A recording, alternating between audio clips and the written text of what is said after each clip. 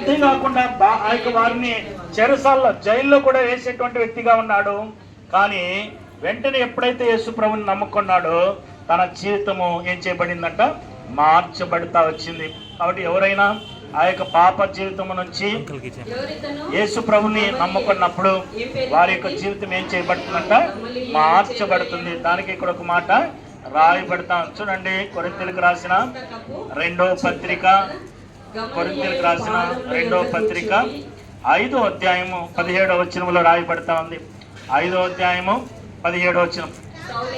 కాగా ఎవడైనను క్రీస్తు నందున్న ఎడల వాడు నూతన సృష్టి, పాతవి గతించెను, ఇదిగో కొత్తవాయను. కాబట్టి ఇక్కడ ఆ యొక్క జీవితం ఏం చేయబడుతుందంటే, ఎవరైనా యేసు ప్రభుని అంగీకరించినప్పుడు, యేసు ప్రభు దగ్గరకు వచ్చి తమ పాపాలు కడుక్కున్నప్పుడు వారి జీవితం ఏం చేయబడుతుందంట, మార్చబడుతుంది. వారి యొక్క జీవితము ముందున్నటువంటి జీవితం మాదిరిగా కాకుండా, అంటే జీవితం అనేది ఒకవేళ మనము అబద్ధాలు చెప్తా ఉంటాము, ఆ యొక్క దొంగతనాలు చేస్తూ ఉంటాము, మోసం చేస్తూ ఉంటాము, ఆ యొక్క అటువంటి పరిస్థితుల్లో మన జీవితము వెంటనే మార్చిపడుతుంది అనమాట. కాబట్టి మార్చిపడినప్పుడు మనం కొత్త జీవితాన్ని ప్రారంభిస్తాం. అంటే మాటల్లో మార్పు జరుగుతుంది, ఆ యొక్క ఆలోచనలో మార్పు ఉంటుంది, ఆ యొక్క హృదయంలో కూడా మార్పు కలుగుతుంది. అంటే ప్రభువు మన యొక్క హృదయంలోనికి వచ్చినప్పుడు మన జీవితం ఖచ్చితంగా మార్చబడుతుంది.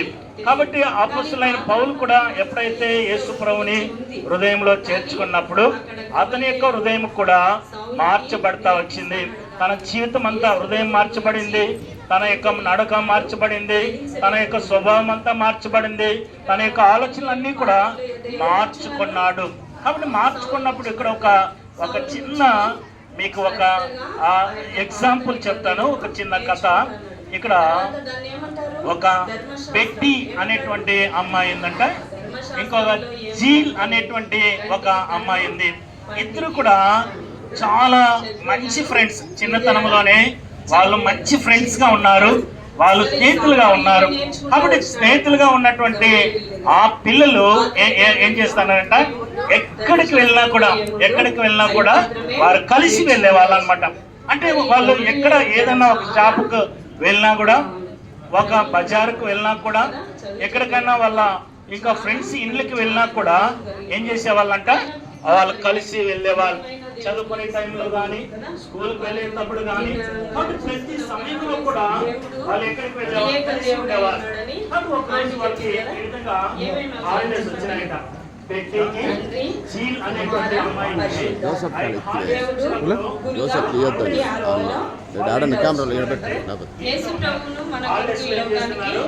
ఇంట్లో ఉన్నారనమాట అమ్మాయిలు. కాబట్టి ఒకరు వాళ్ళ జీల్ అనేటువంటి అమ్మాయికి వాళ్ళ మేడం ఏం చేసిందంట, వాళ్ళ క్లాస్ స్కూల్ మేడము ఫోన్ చేసింది. జీల్ ఈరోజు మా ఇంట్లో ఒక ఫంక్షన్ ఉంది, నువ్వు రా అని జీల్కి ఫోన్ చేసింది అనమాట. ఫోన్ చేస్తే ఆ యొక్క జీల్ ఏం చేసిందంట, అమ్మాయి ఒక్కతే పోదు కదా, ఆమె ఏం చేసిందంటే అమ్మాయి వెంటనే ఏం చేసిందంటే ఈ బెట్టికి ఫోన్ చేసింది అనమాట. బెట్టికి ఫోన్ చేసిన తర్వాత బెట్టి ఆ యొక్క మేడం ఫోన్ చేసింది, వాళ్ళ ఇంట్లో ఫంక్షన్ ఉందంట, మన ఇద్దరు వెళ్దాము అనింది అనమాట. వాళ్ళిద్దరు ఎక్కడికి వెళ్ళినా కూడా వాళ్ళు ఏం చేసేవాళ్ళంట, ఆ యొక్క కలిసి వెళ్ళేవాళ్ళు. వాళ్ళ మేడం ఏం చేసిందంటే, హాలిడేస్ కదా, మా ఇంట్లో ఫంక్షన్ ఉంది, నువ్వు రా అని చీల్కి ఫోన్ చేస్తే, ఆ చీల్ అనేటువంటి అమ్మాయి ఏం చేసిందంటే బెట్టికి ఫోన్ చేసింది. కాబట్టి బెట్టికి ఫోన్ చేసి రేపు ఆ యొక్క మేడం రమ్మనైతే మన ఇద్దరు కలిసి వెళ్దామంటే, ఆ యొక్క అమ్మాయికి వెంటనే రేపు అంటే సండే ఈ బెట్టి అనేటువంటి అమ్మాయి ఏం చేసిందంటే యేసు ప్రభుని నమ్ముకున్నది.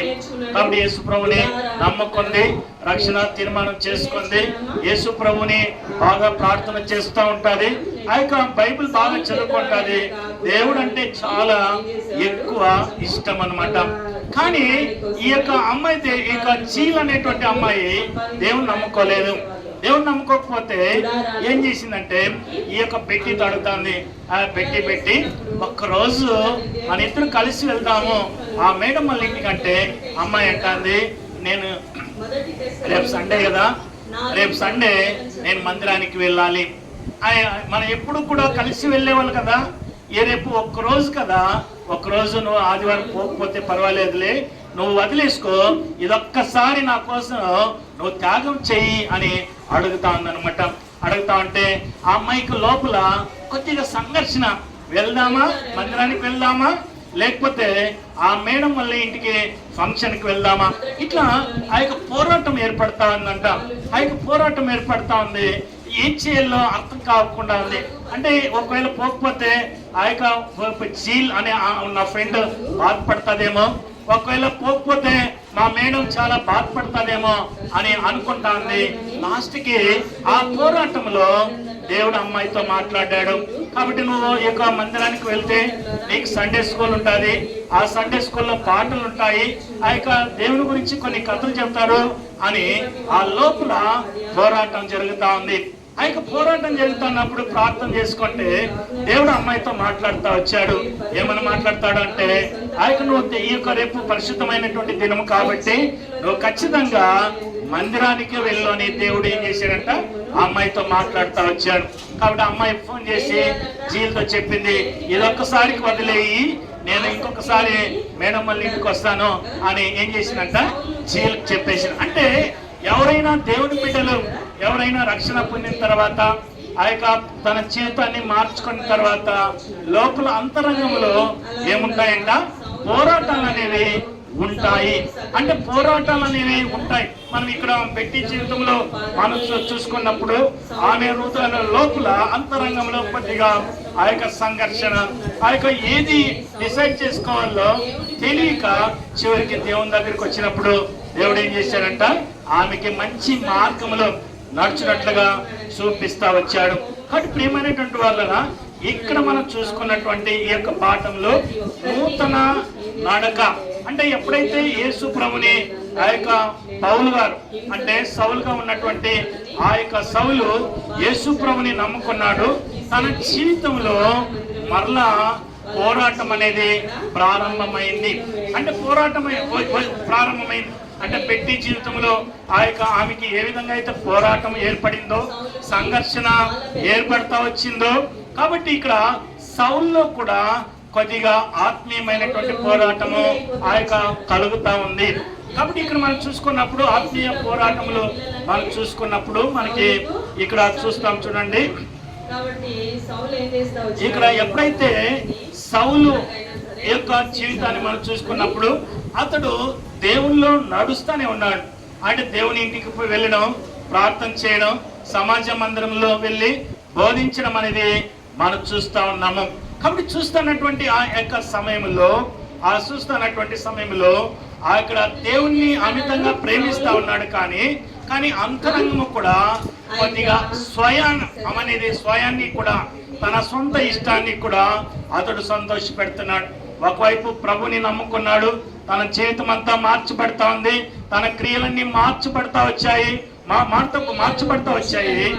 కానీ దేవుణ్ణి ఎంత సంతోష పెడతా అన్నాడో మరలా తన సొంత ఇష్టాన్ని కూడా అతడు సంతోష పెడతా ఉన్నాడు. అంటే కొద్దిగా దేవుని మార్గంలో వెళ్ళడం, మరలా కొద్ది సమయంలో కొద్ది రోజులు ఆ యొక్క తన మార్గంలో వెళ్ళడం అనేది చేస్తా ఉన్నాడు. తర్వాత కొద్ది నిమిషాలు ఒక కాలు దేవుని వైపు పెట్టడం, ఒక కాలు లోకం వైపు పెట్టడం అనేది చేస్తా ఉన్నాడు. కాబట్టి చేస్తా ఉన్నటువంటి ఆ సమయంలో లోపల అతనికి ఏం కలిగింది అంటే మనం చూస్తాం చూడండి. రోమీలకు రాసిన పత్రిక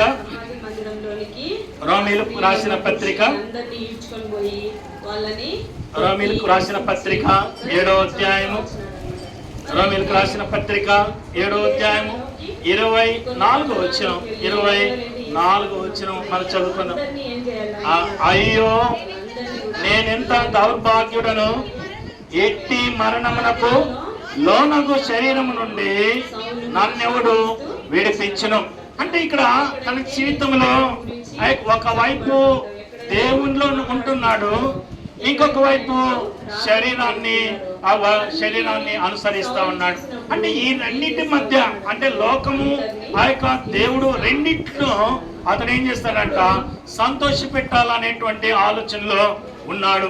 కాబట్టి అటువంటి సమయంలో అతనికి ఏం కలుగుతా ఉందంటే లోపల అంతరంగంలో పోరాటం అనేది కలుగుతాను. దేవుని ఇంటికి వచ్చినప్పుడేమో, దేవుని వాక్యం విన్నప్పుడేమో నేను ఇంకా లోకాన్ని, శరీరాన్ని అంతటినీ నేను సిలువ వేసుకుంటాను, ఇంకా లోకము ప్రకారంగా నేను నడుచుకోను, దేవుని ప్రకారం మాత్రమే నేను నడుచుకుంటాను అని అతడు తీర్మానం చేసుకున్నాడు. తీర్మానం చేసుకున్నప్పుడు ఇక్కడ అతడు నేను ఎంత దౌర్భాగ్యుడు అంటే తన శరీరంలో జరిగేటువంటి ఆ యొక్క సంఘర్షణను బట్టి అతడు తాను బాధపడుతున్నాడు. కాబట్టి ఇక్కడ మనం చూసుకున్నప్పుడు ఏదైతే శరీరాన్ని మనము ఆ యొక్క అనుసరించినట్లయితే, శరీర ఆశల ప్రకారంగా మనం నడుచుకున్నట్లయితే, లోకానుసారంగా మనం ఉన్నట్లయితే మనం లోకాన్ని ఆ యొక్క పాపానికి దాసులుగా ఉంటాము. అంటే పాపానికి బానిసత్వంలో ఉంటాం. అంటే దేవుని యొక్క నియమం ప్రకారం నడుచుకున్నట్లయితే దేవుని దాసులుగా మనం ఉంటాము. అంటే పాపానికి దాసులుగా మనం ఉన్నప్పుడు సాతాను యొక్క ఆ యొక్క అడుగు జాడల్లో, సాతాను యొక్క నియమాలకు అనుగుణంగా మనం నడుచుకునేటువంటి వారుగా ఉంటాం. ఒకవేళ మనం చూడండి, ఇక్కడ ఆ యొక్క లోకము, శరీరం యొక్క ఆశలు మనం ప్రకారంగా నడుచుకున్నట్లయితే మన జీవితం ఎలా ఉంటుంది అనేటువంటి విషయాన్ని మనం చూస్తాం. చూడండి, గలతీయులకు రాసిన పత్రిక, గలతీయులకు రాసిన పత్రిక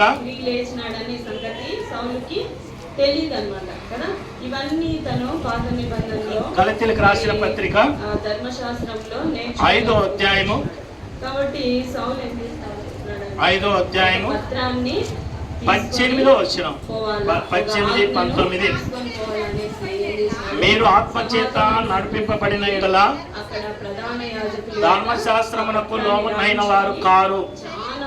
శరీర కార్యములు స్పష్టమైనవి, అవేవనగా జారత్వము, అపవిత్రత, కామకత్వము, విగ్రహారాధన, వ్యభిచారము, ద్వేషములు, కలహము, మత్సరములు, క్రోధములు, కక్షలు, భేదములు, విమతములు, అసూయలు, మత్తతలు, అల్లరితో కూడిన ఆటపాటలు మొదలైనవి. ఇక్కడ మనం చూసుకున్నప్పుడు శరీరానుసారంగా మనం నడుచుకున్నట్లయితే, అంటే ఈ యొక్క లోకాధిపతి అయినటువంటి సాతాను యొక్క నియమం ప్రకారము, అతని యొక్క ఆజ్ఞానం ప్రకారంగా మనం నడుచుకునేటువంటి వారిగా ఉంటాం. అంటే ఈ యొక్క శరీర కార్యాలన్నింటినీ మనము చేసేటువంటి వారిగా ఉంటాం. కాబట్టి అదేవిధంగా ఆత్మానుసారంగా, అంటే దేవుని నియమం ప్రకారంగా మనం నడుచుకున్నట్లయితే ఇక్కడ రాయబడుతున్న చూడండి, 5వ అధ్యాయము 22వ వచనం, 22వ వచనం. అయితే ఆత్మ ఫలమేమనగా ప్రేమ, సంతోషము, సమాధానము, దీర్ఘశాంతము, దయాళత్వము, మంచితనము, విశ్వాసము, సాత్వికము, ఆశా నిగ్రహము. అంటే ఇక్కడ ఆత్మ నియమము అనేది కూడా ప్రకటించబడతా ఉంది, చెప్పబడతా ఉన్నాయి. శరీర నియమము కూడా చెప్పబడతా ఉన్నాయి. ఒక్కొక్కసారి ఈ యొక్క మనం ఈ యొక్క దేవుని నమ్ముకొని ఆ యొక్క దేవుని మార్గంలో నడుచుకునే టైంలో ఒక్కొక్కసారి శరీరం కూడా మన మీద ప్రభావితం చేసేటువంటి పరిస్థితి ఉంది. అందుకే శరీరాన్ని ఆధారము చేసుకొని మనము ప్రవర్తించినట్లయితే మనము అపవాదిని, సాతాన్ని సంతోషపెట్టేటువంటి వారుగా మనం ఉంటాము. కానీ దేవుని యొక్క ఆ యొక్క నియమ ఆత్మానుసారంగా మనం ప్రవర్తించినట్లయితే దేవుణ్ణి సంతోషపెట్టేటువంటి వారుగా మనం ఉంటాము. కాబట్టి ఇక్కడ 2 నియమాలు అనేవి మనకి ప్రస్ఫుటంగా కనిపిస్తున్నాయి. శరీరానుసారమైనటువంటి మార్గం అనేది, రెండోది ఆత్మానుసారమైనటువంటి మార్గం. అంటే మానవుడు ఈ యొక్క పోరాటంలో ఈ యొక్క రెండింటి మధ్య ఏం చేస్తున్నాడంట, సంఘర్షణ పడుతూ ఉంటాడు. కాబట్టి సంఘర్షణ పడుతున్నటువంటి ఆ సమయంలో ఈ యొక్క ఆత్మ సంఘర్షణ అనేది లోపల మనం లోకంకి ఇంపార్టెన్స్ ఇవ్వాలి, దేవునికి ఇంపార్టెన్స్ ఇవ్వాలి అనే ఆ యొక్క సంఘర్షణ మనకు కలిగినప్పుడు మనం ఏం చేయాలంట, మళ్ళా వెంటనే ఏం చేయాలా, ప్రార్థన చేయాలి. ఏం చేయాలంట, ప్రార్థన చేయాలి. పెట్టి ఏం చేస్తా వచ్చిందంటే, ఆ జీల్ అనేటువంటి అమ్మాయి ఆ యొక్క చెప్పినప్పుడు వాళ్ళ మేడం వాళ్ళ ఇంటికి ఫంక్షన్కి వెళ్ళాలన్నప్పుడు ఆమె సంఘర్షించబడతారు. లోపల ఎటు తోల్చుకోవాలో, అంటే మంచి ఫ్రెండ్ కదా, ఆమెను వదులుకోవడానికి ఇష్టపడడం లేదు. మేడం చెప్పిన మాట కూడా నేను ఎట్లా జవదాటాలా అనేటువంటి నియమాన్ని, అంటే వాటిలో ఆ యొక్క పోరాటంలో ఉంది. ఆ పోరాటంలో ఉన్నప్పుడు వెంటనే ఆమె ఏం చేసిందంట, ఆ పెట్టి దేవుణ్ణి ప్రార్థన చేస్తూ వచ్చింది. ప్రభువా, నేను ఈ యొక్క పోరాటంలో ఉన్నాను, శరీర సారమైనటువంటి పోరాటం, ఆ యొక్క ఆత్మీయమైనటువంటి పోరాటంలో ఉన్నాను.